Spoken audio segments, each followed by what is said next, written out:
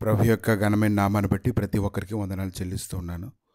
ఈ ఉదయకాలాన్ని దైవ సన్నిధిని సమీపించేటువంటి వారందరూ ఆయన లేఖనాన్ని ధ్యానిస్తూ ఉన్నప్పుడు ఆ లేఖనంలో ఉండేటువంటి గొప్ప బలాన్ని మనందరం కూడా పొందుకుంటాం.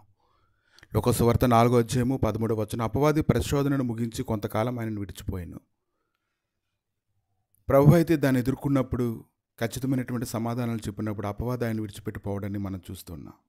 కొద్ది కాలం ఆయన విడిచిపెట్టిపోయింది, కానీ తర్వాత అనేక రకాలైనటువంటి పరిస్థితుల్లో ఆయన శోధిస్తూ ఉన్నప్పుడు సమాధానకర్త అయినటువంటి దేవుడు దాన్ని మన పాదాల కింద చితకతొక్కేలాగా ఆయన కృపనివ్వడాన్ని మనం చూస్తున్నాం.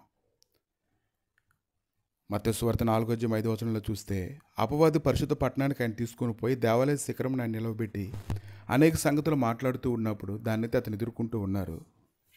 అంతటా అపవాది ఆయన విడిచిపెట్టిపోయినప్పుడు ఇదిగో దేవదూతలు వచ్చి ఆయనకు పరిచర్య చేయడానికి చూస్తూ ఉన్నాము. ఈరోజు ప్రభు అయినటువంటి యేసుక్రీస్తుకి అటువంటి శోధన ఎదురైనప్పుడు దాన్ని అతను ఎలాగైతే ఎదుర్కొన్నాడో మనలో కూడా అటువంటి శోధనలన్నింటిలోని విడిపించి గొప్ప చేసి బలపరచడానికి ఆయన శక్తిమంతుడై ఉన్నాడు.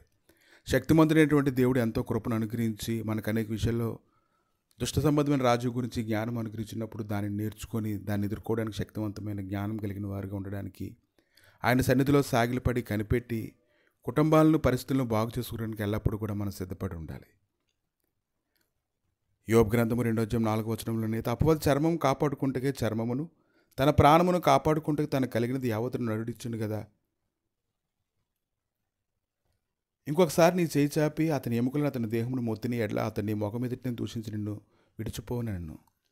కానీ దుష్టుడు ఎటువంటి ఆలోచన కలిగి ఉన్నాడంటే, ఒక మనుషుడి పట్ల ఒక మనుషుడు ఆశీర్వాదకరంగా ఉంటే దుష్టుడు ఎలా ఉంటాడని దాని గురించి ఆలోచన చేసినప్పుడు ఈరోజు యోబు గ్రంథం చదువుతున్నప్పుడు ఎన్నో సంగతులు మనం తెలుసుకుంటూ ఉన్నాం.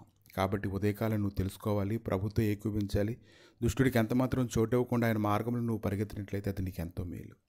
గొప్ప కార్యము దాన్ని జరిగించడానికి, గొప్ప మహిమ కనపరచడానికి దేవుడు శక్తిమంతుడు ఉంటుండగా ఈ ఉదయకాలాన్ని గొప్ప సన్నిధి నీకు తోడుగా ఉందని నువ్వు గుర్తించాలి.